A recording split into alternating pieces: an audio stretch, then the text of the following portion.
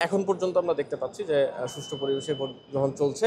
দেখুন, এখন পর্যন্ত আমরা যে পরিবেশ দেখেছি শুধুমাত্র এই কেন্দ্রে না, অন্যান্য কেন্দ্রগুলোতে আমাদের যাওয়ার সুযোগ হয়েছে। এখন পর্যন্ত সুষ্ঠু পরিবেশ দেখতে পাচ্ছি। যদিও লাইন যে লাইন আছে সেই লাইনটা একটু দীর্ঘ মনে হচ্ছে। শিক্ষার্থীদের সাথে যখন আমরা কথা বলেছি তারা বলেছেন যে এই গরমের ভেতরে তারা একটু অস্বস্তি বোধ করছেন। এর বাইরে অন্যান্য যে পরিবেশ, ভোটের যে পরিবেশ থাকা দরকার, এখন পর্যন্ত আমরা দেখতে পাচ্ছি যে সুষ্ঠু পরিবেশে ভোট গ্রহণ চলছে। আমরা আশা করব সারাদিনই এইভাবে সুষ্ঠু পরিবেশে ভোট গ্রহণ চলবে এবং একদম ফলাফল ঘোষণা পর্যন্ত। আমার 3 মিনিটের মতো সময় লেগেছে, 3 থেকে 4 মিনিটের মতো সময়।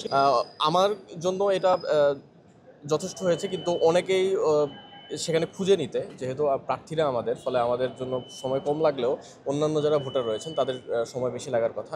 অন্তত 10 মিনিট সময় এখানে বরাদ্দ থাকা উচিত ছিল, কিন্তু আমরা বারবার বলেছিলাম যে কেন্দ্র বাড়াতে, অথবা কেন্দ্র যদি বাড়ানো সম্ভব না হয় অন্তত বুথগুলো বাড়াতে। কিন্তু বুথ বাড়ানোর ক্ষেত্রে তারা কিছুটা উদ্যোগ নিলেও কেন্দ্র বাড়ানোর ক্ষেত্রে কোনো উদ্যোগ নেয়নি। এই বিষয়টি মূলত শিক্ষার্থীদের যে বড় লাইনের কথা আমি বললাম, সেখানে একটা ইফেক্ট। এখন পর্যন্ত আমরা কোনো আশঙ্কা করছি না। আমরা ইতিবাচকই থাকতে চাই, কিন্তু যদি কোনো ধরনের অপ্রীতিকর ঘটনা ঘটে আমরা সেটার বিরুদ্ধে অবশ্যই রুখে দাঁড়াবো। এখন পর্যন্ত কোনো ধরনের সমস্যা হয়নি। আমরা মাত্রই শুরু করলাম।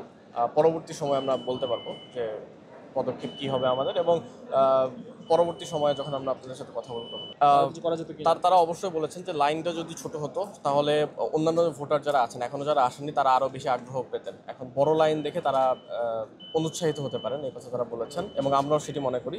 এর বাইরে আর অন্য কোনো ধরনের এখন পর্যন্ত কোনো সমস্যা আমাদের চোখে পড়েনি। যে কেন্দ্র যথেষ্ট না এটি আমরা বারবার জানিয়েছি, কিন্তু কেন্দ্রের যে পরিমাণ সেটা বাড়ানোর ক্ষেত্রে বিশ্ববিদ্যালয় প্রশাসন কোনো ব্যবস্থা গ্রহণ করে।